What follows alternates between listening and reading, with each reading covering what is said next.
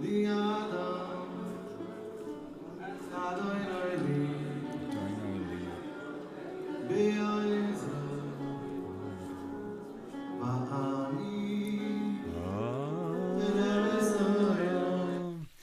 evening, good Vok Shavua Tov. Great to be learning with you on a Saturday night.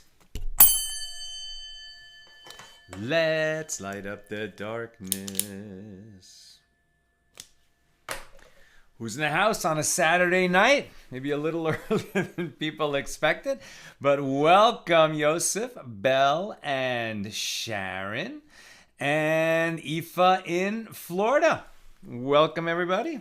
People will find us soon, I hope, although it's always incredible when anyone's finding us on a Saturday night in the summer, starting so late. But we managed to get a little earlier than usual, in the last few weeks this time. Okay, our daf tonight is page 25 here in Tractate Avoda Zara, the 27th volume of the Talmud, continuing our discussion of Mishnah number 1. One here in chapter 2. Yeah, I think we're still in Mishnah number 1 here in chapter 2.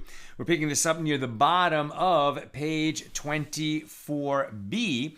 Yesterday, we started talking about this incident when generally what we're talking about is this very dangerous period in Jewish history when our sages were deriving these laws about our neighbors who were primarily idolaters, steeped in violent and immoral practices that included bestiality, adultery, rape, murder. And so ordinances that were passed to protect us from that. So this idea that you can't purchase an animal to be used as an offering from certain people because there's a concern that it might have been used as an object of bestiality, or perhaps even more likely, it might have been involved in some kind of idolatrous practice and idol worship, and that would disqualify from being used as an offering. We talked about how this concept would apply to the red heifer, when a red heifer is needed, when the temple is standing, and you need a red heifer in order to have the ashes that are mixed with waters for the waters of purification. So a person who's come into contact with tumas mace, with ritual impurity of the dead, walking over a grave, assisting in a funeral, etc., would have that ritual impurity on them, could not enter the holy temple until having gone through those rites of purification. That discussion sort of broadened, and then we were talking about various stories involving animals and whether animals that came from idolaters could be offered on the altar when the temple is standing, or even before the temple was built, when we still had the tabernacle from the wilderness, right? Even after Joshua led the children of Israel into the promised land, the temple didn't get built for another 400 years. The tabernacle, the Mishkan, stood primarily at Shiloh. And there were some periods in history where there were private altars, right? We see in the book of Samuel that he would bring up offerings in various places that were not just at Shiloh. So it was possible at certain times in history when there were private altars. And then there's this story of when the Philistines made war, right? This is in that period before the coming of King Saul and then King David, when they made war on the Israelites, and there was one episode where they captured the Aron Kodesh. They captured the Holy Ark that contained the tablets of the Ten Commandments inside, and the original Torah scroll written by Moses. This is a calamity, right? An absolute tragedy, a calamity in Jewish history when our enemy had captured the Holy Ark. However, when it was among the Philistines, this, beyond, you can't even call it priceless. Priceless is too cheap a word for what this object was and meant in the whole world. And when it was among the Philistines, its power and its holiness was so great, and it was in such a, so misplaced.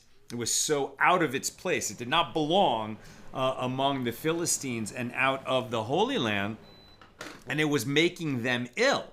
And they realized that they had taken something that should not be among them and needed to be sent back into Israel.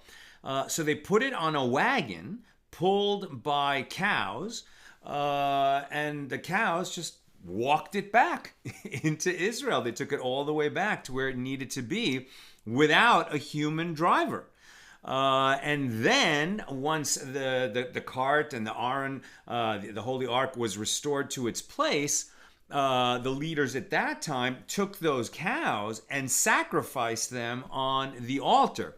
So these were obviously animals that originated among idolaters, were brought into Israel, among the nation of Israel, and then they were offered. So this would suggest that there is an exception, and that we could purchase an animal to be used as an offering from idolaters and not be concerned that they had performed idolatry with it or performed bestiality with those animals. This would be an argument that we don't have to be concerned with that. The counter argument would be, yeah, this was a totally exceptional moment in history. We can't learn out legal precedents from it. Okay, that's the discussion we began yesterday. Now the Gemara further analyzes the episode involving the cows sent by the Philistines. So the verse states, and the cattle took the straight way, and the word there is vayisharna, for straight, sort of like path of the upright, mesilas yasharim. Yasharim means straight. But there's other ways to interpret this word vayisharna. On the way to Bet Shemesh, and they went along the highway, lowing as they went, from 1 Samuel 6:12, right? Lowing, L-O-W-I-N-G. I mean, I guess basically making the sounds that cattle make. We know these are cows, not bulls, just because it's a female word here. And so an interesting detail, right? That the Bible records that these cattle, these female cattle pulling the ark back into Israel, were lowing as they went. Now the Gemara asks, what is the meaning of this word vayisharna? So Rabbi Yochanan says in the name of Rabbi Meir, it means that they recited a song, shira. And Rav Zutra Bartovia says that Rav says it means that they straightened, yishru, their faces, so that they were opposite the ark and recited a song. So both views agree that these cows were singing as they went. And the Gemara asks, and what song did they recite? So isn't it extraordinary that we're reading this daf? I mean, now it's already the next day. We're actually into the 3 weeks. Tonight begins the 17th of Tammuz. Tomorrow is a fast day. And we're also in the week of a new Torah portion, Pinchas. But we read this daf this morning while we were also reading Torah portion Balak, right, which has the passage of the talking donkey. So kind of an extraordinary coincidence that we're talking about the talking donkey and the singing cows on the same day. And now this wonderful question, just like Bilam's donkey, Bilam was the prophet who was called by King Balak to curse the Jewish people. He said, I can only say that which God puts in my mouth. And what God put in Bilam's mouth was to bless the Jewish people. But in between the request and the delivery of those blessings, there's this incident of Bilam's donkey. He's such a great prophet, the greatest prophet in the nations outside the Jewish people, and he's not able to see an angel of the Lord standing in the road, but his donkey can see the angel. It refuses to ride up against the angel even when Bilam is beating it, and then God opens the mouth of the donkey and says, why are you hitting me? Why are you hitting me? I can't go forward, etc. This extraordinary conversation. And actually our rabbi taught this morning about this, that there's a lot of lessons we can learn from this talking donkey. I mean, why was it a donkey? What is it about donkeys? Donkeys, what is the primary quality we associate with a donkey? It's stubbornness, right? And a great question we should always be asking ourselves is, what are we going to be stubborn about? We should be stubborn about learning Torah, about doing acts of kindness. These are the things we should be stubborn about. and when we kind of open our mouths to elevate, to bless, to aspire to higher learning, greater acts of kindness, etc., then we're learning that positive lesson of Bilam's talking donkey. And our sages teach elsewhere that the talking donkey was created in the evening, right at the end of creation, at the end of the 6 days of creation, where the humans were the last creation of the standard creation, and before we went into the first Shabbos, before Adam and Eve went into the first Shabbos. And in that evening, in that twilight, there were certain miraculous objects that were created then, and one of them was this talking donkey, and that might be a kind of and also the rock from which the water came that the people drank throughout the years in the wilderness. And a few other objects like that, and that might mean it's a kind of a category of miracles, and so the talking donkey might include these singing cows. Now, these singing cows, the Gemara asks, what song did they recite? So Rabbi Yochanan says in the name of Rabbi Meir, they recited the song that follows the verse, then sang Moses and the children of Israel this song unto the Lord. Right, that's the Shira at the Yam Suf, after the sea parted and we crossed as we were leaving Egypt, and then the sea caved in again on the army that was chasing us, the most powerful army on earth, Pharaoh's army, drowned them and saved us, and then we sang a song. And now these cows are singing that song, according to Rabbi Yochanan, in the name of Rabbi Meir. And Rabbi Yochanan, so he's singing that, so he says, that's what I heard from Rabbi Meir. But Rabbi Yochanan himself says that it was a different song. It was, and on that day you shall say, give thanks unto the Lord, proclaim his name, declare his songs among the peoples, and make mention that his name is exalted, from Isaiah 12:4. That would be interesting because if I understand correctly, right, what's in Isaiah, a song that's in Isaiah 12:4, was many years later, right? Isaiah lived toward the end of the first temple period, first temple built by David. This incident with the Philistines is before King David. So Isaiah did not live yet at the time that these cows were singing. But if the cows are performing a miracle and singing, why would God limit them to a song that had already been written? It could also come from a later period in history. And Rabbi Shimon ben Lakish says that it was an orphaned psalm, i.e. a psalm whose author and the event to which it makes reference are not specified. And that psalm begins with, a psalm, O sing unto the Lord a new song, for he has done marvelous things. His right hand and his holy arm have wrought salvation for him. Now, David is credited as the author of the Psalms, but he didn't write all of the Psalms. For instance, we have Psalm 90, which is credited to Moses.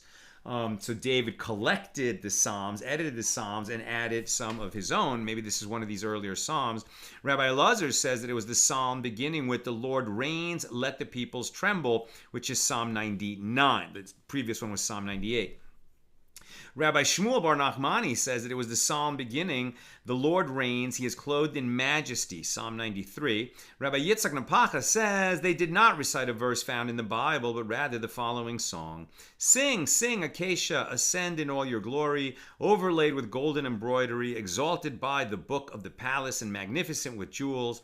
The song alludes to the Ark of the Covenant, which was made of acacia wood and covered with gold. The expression book of the palace is a reference to the Torah scroll that was placed inside the Ark, the Torah scroll written by Moses.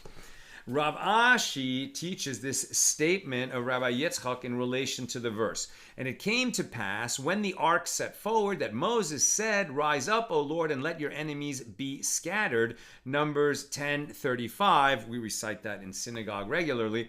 The Gemara asks, what did the Jewish people recite at this juncture? Rabbi Yitzchak says that they recited, sing, sing, acacia, ascend in all your glory, overlaid with golden embroidery, exalted by the book of the palace, and magnificent with jewels. Now, apropos the mention of this term devir, the Gemara discusses its etymology. So Rav said, on what basis do the Persians call a book, sifra, by the term devir? So they derive it from here. Now the name of debir beforehand was Kiryas Sefer from Judges 1:11. So since the name Devir was changed to Kiryas Sefer, the Persians referred to a Sifra, i.e. a book, as a Devir. And the Gemara examines the etymology of another term coined by the Persians. Rav Ashi said, on what basis do the Persians call a woman having her menses by the term dashtana? It is from here a verse in which Rachel, right, Jacob's wife Rachel, claims to be a menstruating woman, for the manner of a woman is upon me, derech nashim li, the manner of women is upon me, and the word dashtana is a shortened form of the phrase derech nashim. Now we're on page 25a. So the Gemara cites a series of expositions with regard to what is called the book of Yashar. The verse states, and the sun stood still, and the moon stayed until the nation had avenged themselves of their enemies. Is this not written in the book of Yashar? Right now that we were talking about Yasharim, that the cows walked straight, but that it could mean, that Shira was the word that was included in that, and that they sang. Now we're going back to Yashar, straight, and learning about this book of Yashar. And now we're looking at Joshua 10:13. Was in the times of the battles of the conquest of the children of Israel entering the land. There's this famous story where the sun stood still so that the work of that day could be accomplished, right? And the sun stood still and the moon stayed until the nation had avenged themselves of their enemies. Is this not written in the book of Yashar?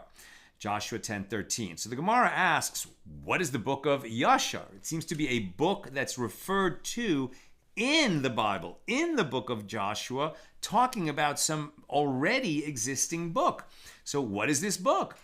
Rabbi Chia Bar Abba says that Rabbi Yochanan says this is Bereshit, this is Genesis, the book of Genesis in the Torah.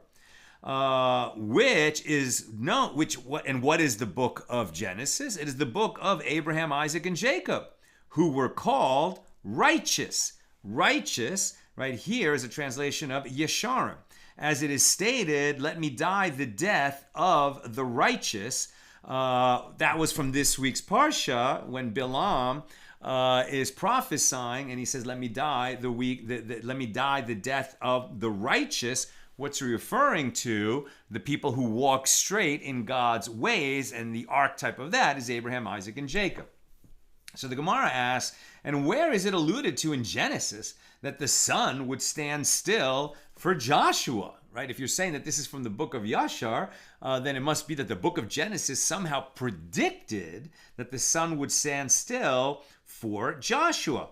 Well, the verse states in reference to Ephraim, right? Ephraim was one of the two sons of Joseph, and it was Ephraim who was Joshua's ancestor, and about him it said, and his seed shall become a multitude of nations. Genesis 48:19. So the Gemara asks, well, when will he become a multitude of nations? He became a multitude of nations at the time when the sun stood in place for Joshua. As it is written, and the sun stayed in the midst of heaven and hastened not to go down for an entire day. About this, and he shall become, and his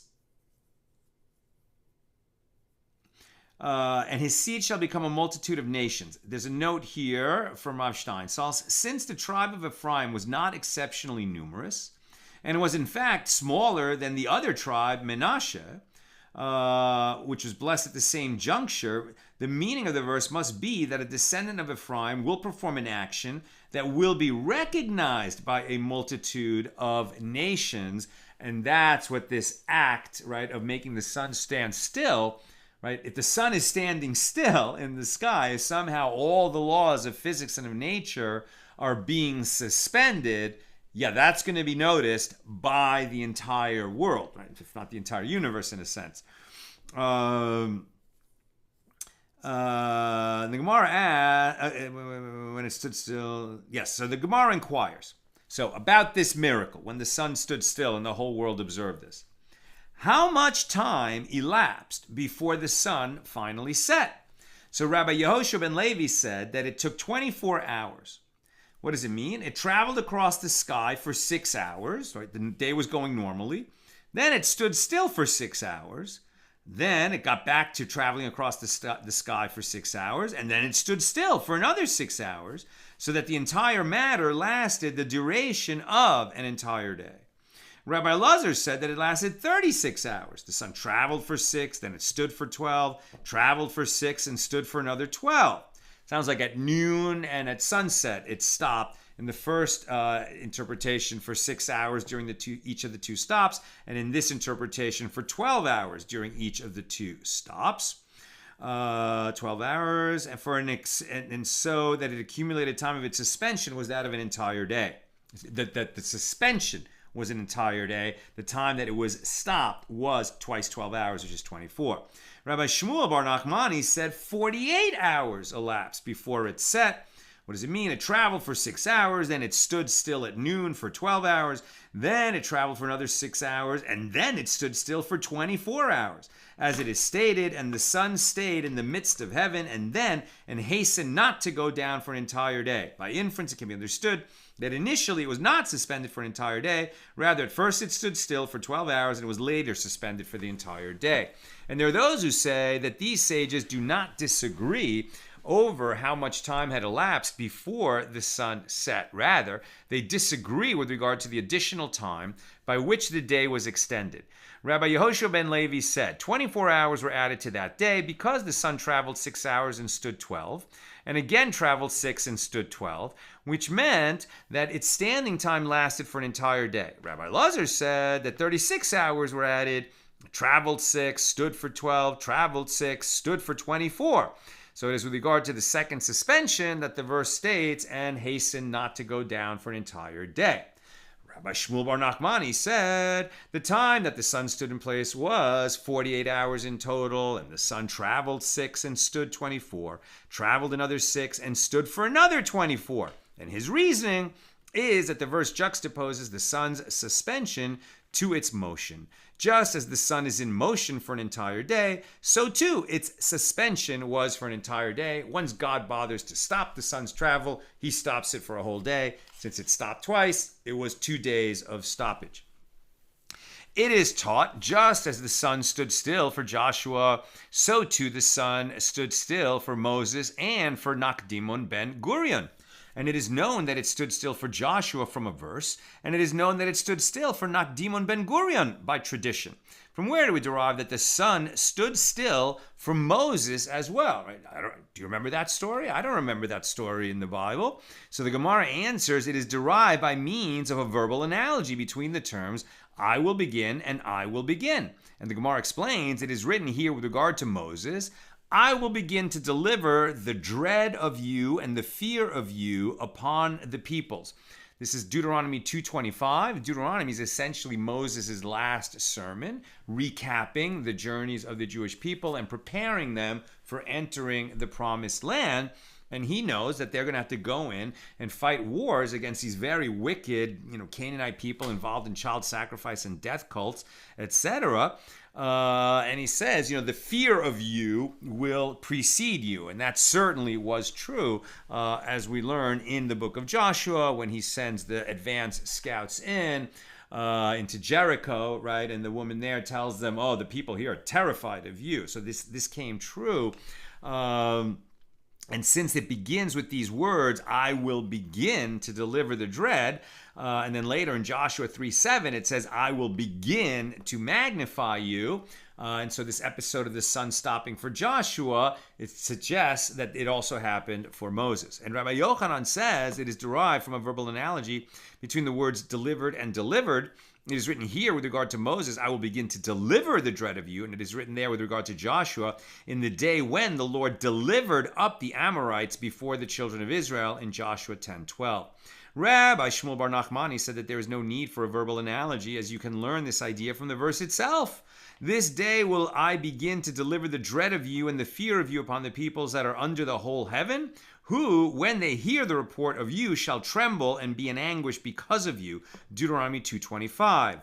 When was the fulfillment of the prophecy that all the nations shall tremble and be in anguish because of you? It was at the time that the sun stood still for Moses, right? It's not that a story, that the news will travel through the world that there's this new mighty people coming into the promised land. After all, why should they dread? The only people who have anything to be concerned about are the people who are practicing child sacrifice in the promised land itself. The nation of Israel, the children of Israel, never had any designs on any other lands. That was not for us. The only place that was for us was the land that was promised to Abraham, Isaac, and Jacob by God. So why would there be dread upon all those other peoples? Must be that there was some supernatural phenomena that all the people witnessed. And what was that? According to this, that the sun stood still for Moses. But the Gemara objects to this line of reasoning and says, after the sun stood still, the verse states, and there was no day like that before it or after it, in Joshua 10:14. So if there was no day comparable to it, how can it be asserted that the sun stood still for Moses as well? And the Gemara answers, if you wish, say that the number of hours that the sun stood still for Moses was not as many as in the case of Joshua. Or if you wish, say instead, when the sun stood still for Moses, there were no hailstones, whereas in the case of Joshua, there were hailstones. As it is written, and it came to pass, as they fled from before the children of Israel, while they were in the descent of Beth Horon, that the Lord cast down great stones from heaven upon them into Azekah, and they died. Joshua 10:11. So the Gemara cites another exposition with regard to the book of Yashar. It is written, and said to teach the sons of Judah the bow, like as a bow and arrow. Behold, it is written in the book of Yashar, 2 Samuel 1:18. So the Gemara again asks, what is the book of Yashar that's being referred to in the Bible? And Rabbi Chia bar Abba says that Rabbi Yochanan says this is the book of Abraham, Isaac, and Jacob, who were called righteous, Yasharim, as it is written with regard to them. Let me die the death of the righteous, Yasharim, and let my end be like his, from Numbers 23, in the incident with Bilam. Now, the Gemara further analyzes the verse in Samuel. And where is it alluded to in Genesis that Judah must be taught to use the bow? And the verse states, these are the blessings, right, that Jacob is giving at the end of his life to his sons. Judah, your brothers shall praise you. Your hand shall be on the nape of your enemies. Genesis 49:8. And the Gemara explains what is the form of warfare that requires one's hand to be held opposite the nape, right, the nape of the neck. You must say that this is referring to the use of a bow. And this is the referent of the verse in Samuel. Pretty interesting. So the Gemara cites a different interpretation. Rabbi Elazar says that the book of Yashar is the book of Deuteronomy. And why did they call it the book of Yashar? As it is written, and you shall do that which is right, Yashar, and good in the sight of the Lord, Deuteronomy 6:18. And where is it alluded to in Deuteronomy that Judah must be taught to use the bow? The verse states, and this for Judah. And he said, hear, Lord, the voice of Judah, and bring him unto his people. His hands shall contend for him. Deuteronomy 33:7. Parallel to the blessings that Jacob gave at the end of his life to his 12 sons, you have Moses giving blessings at the end of the Torah to the 12 tribes. So he's using the same names that Jacob used, right? Because the tribes were named after the sons of Jacob. So to the tribe of Judah, Moses says, and this for Judah, and he said, hear, Lord, the voice of Judah, and bring him unto his people. His hands shall contend for him. And what is the form of warfare that requires the use of two hands? You must say that this is referring to the use of a bow. And this is the referent to the verse in Samuel. And the Gemara provides yet a different explanation. Rabbi Shmuel bar Nachmani says that the book of Yashar is not the book of Genesis, but rather the book of Shoftim, the book of Judges. And why did they call it the book of Yashar? And it is written, in those days there was no king in Israel. Every man did that which was right in his own eyes. Yashar. Judges 17:6. And where is it alluded to in Judges that Judah must be taught to use the bow? The verse states, only that the generation of the children of Israel might know to teach them war, from Judges 3 verse 2. What is the form of warfare that requires teaching? You must say that this is referring to the use of a bow. This is the referent of the verse in Shmuel. That's very interesting to me. I would think that all soldiers require training and teaching to learn how to fight. But this is an allusion to the fact, it's funny, like you ever learn a little bit about, where is that? I don't even know where I've read about this, but Zen and the art of archery, right? And there's this idea that archery is incredibly sublime and difficult. And I'll say that if there's any kind of a connection between learning how to, use a bow and arrow and learning how to fire a gun, on the surface, it's like, well, you're just propelling this, this very deadly projectile, an arrow or a bullet, toward the enemy to hopefully cause maximum damage, and that's it, right?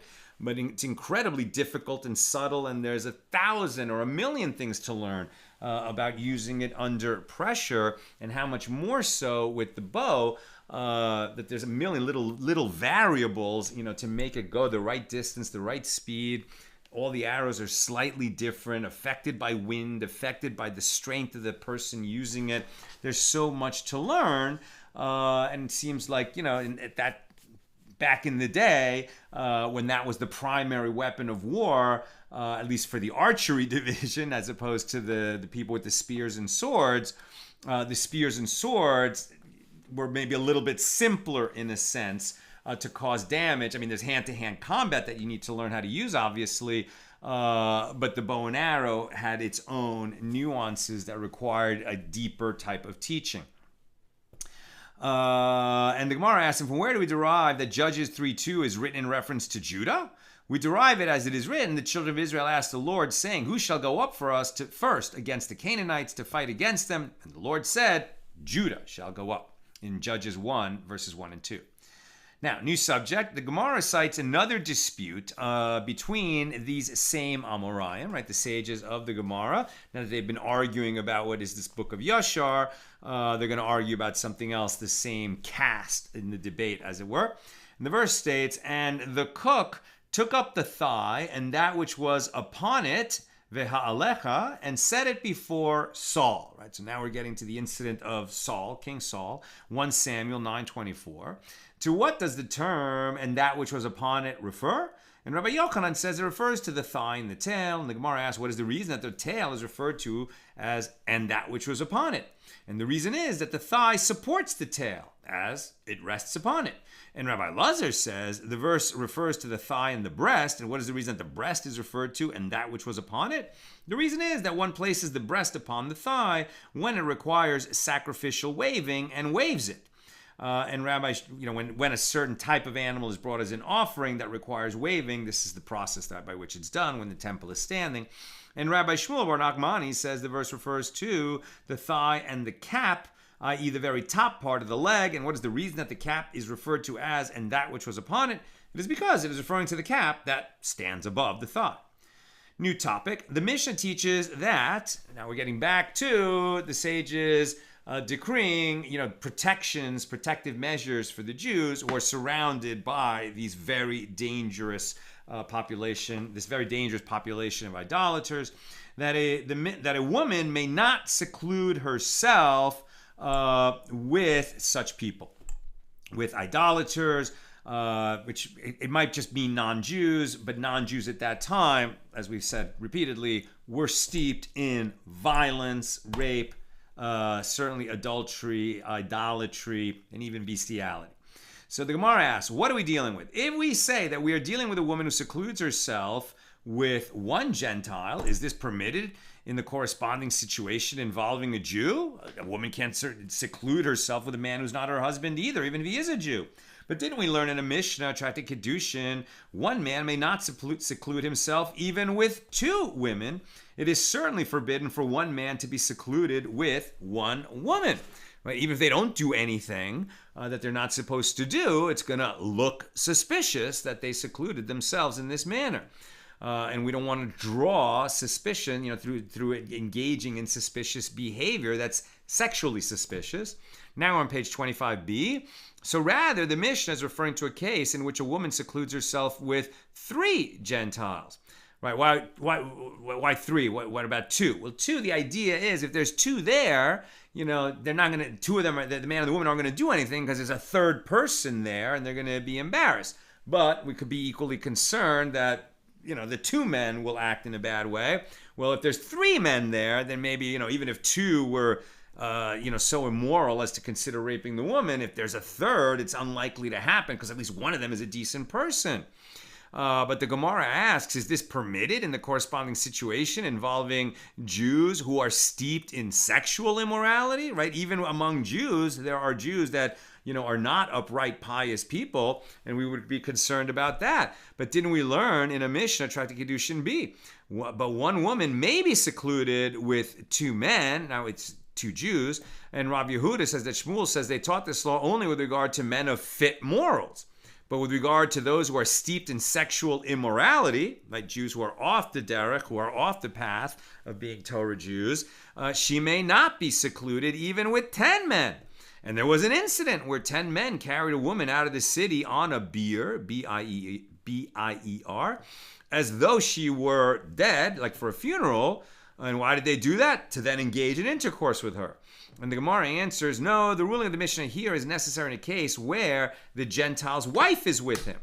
Right, so then you expect, well, this Gentile's not going to take advantage of this woman, this Jewish woman, when his own wife is there. And the differences between the 2 rulings is that in the case of a Gentile, it is assumed that his wife does not guard him against sinning, even with another. But with regard to a Jew, his wife does guard him against sinning with another. Again, this is to tell you how depraved this community was back then. We don't make such assumptions now. The Mishnah teaches that a woman may not seclude herself with a Gentile due to the concern that they might engage in illicit sexual relations. Now the Gemara challenges this and says, and let us derive that a woman may not seclude herself with a Gentile due to a different concern. Not that he might seduce her and they have sex together, but rather bloodshed. Since we've said that the Gentiles are in this period are suspected of bloodshed, meaning that they're murderous, and anytime they have a chance to kill a Jew, they might do it. And there are places in the world where we would still have that concern today. The Gemara cites 2 responses. Rabbi Yirmiyah says we are dealing here with a distinguished woman, whom the Gentiles will not kill, as they are fearful of her status. Nevertheless, there is a concern with regard to illicit sexual relations. And Rav Idi Bar Avin says a woman carries her weapons upon her. What does that mean, her weapons upon her? In other words, there's no need to be concerned that a woman might be killed by the Gentiles. Rather, the very fact that she is a woman protects her because they are more likely to rape her than to kill her. The Gemara asks, what is the practical difference between these 2 answers? And the Gemara answers the difference between them is with regard to a woman who is distinguished among men due to her political position, but is not distinguished among the women, i.e., she is unattractive. So according to Rabbi Yirmiyah, there is no concern that she will be killed as she is distinguished politically. She has clout in that society. Nor is there a concern that they will engage in illicit sexual relations with her because, she's not so attractive. Therefore, it would be permitted for her to seclude herself with them. By contrast, as Rav Idi Bar Avin stated his explanation in general terms, he evidently holds that the concern of illicit sexual relations always applies regardless of the woman's appearance. Now, the Gemara notes that it is taught in a Barais in accordance with the opinion of Rav Idi Bar Avin with regard to a woman, even though her protection accompanies her, i.e. she is not in danger of being killed, she may not seclude herself with Gentiles because they are suspected of engaging in forbidden sexual relations. New topic.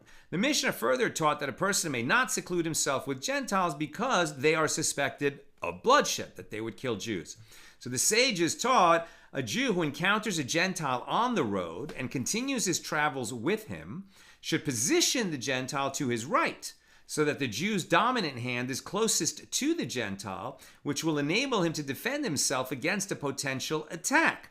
This is very interesting. Now we're talking about self-defense. Somebody who studied Taekwondo, I find this fascinating, that you want to have the person to your right because, assuming you're right-handed, your dominant hand is between you and the potential attacker.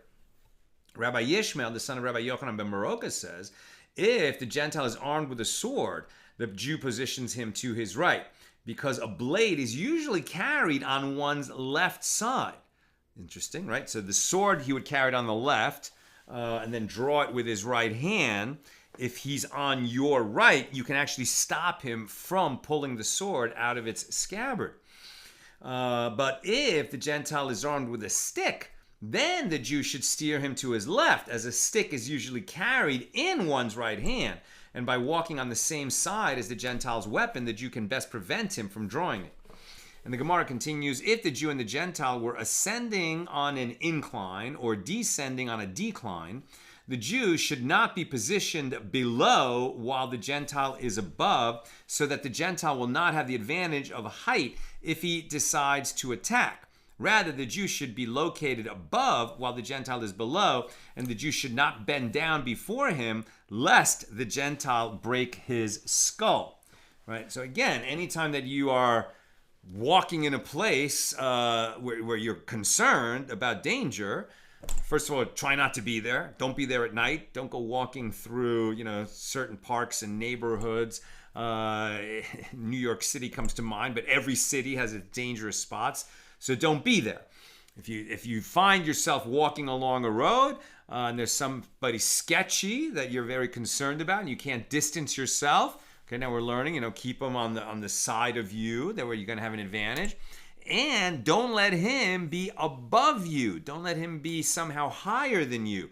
If you're walking downhill, make sure that you're behind him. If you're walking uphill, sounds like you want to be ahead, although you want to keep an eye on this person, but at least you'll also have the advantage of being above. It'll be harder for him, to hit you in the head with a stick. Furthermore, if the Gentile asks him where he is going, the Jew should extend the journey when relating his destination to him, i.e., he should claim that he is traveling to a place beyond his actual destination. We learn this in the manner that Jacob, our father, did to the wicked Esau. As it is written that Jacob said to Esau, quote, "Let my Lord pass over before his servant, and I will journey on gently according to the pace of the cattle that are before me and according to the pace of the children, until I come unto my Lord, unto Seir."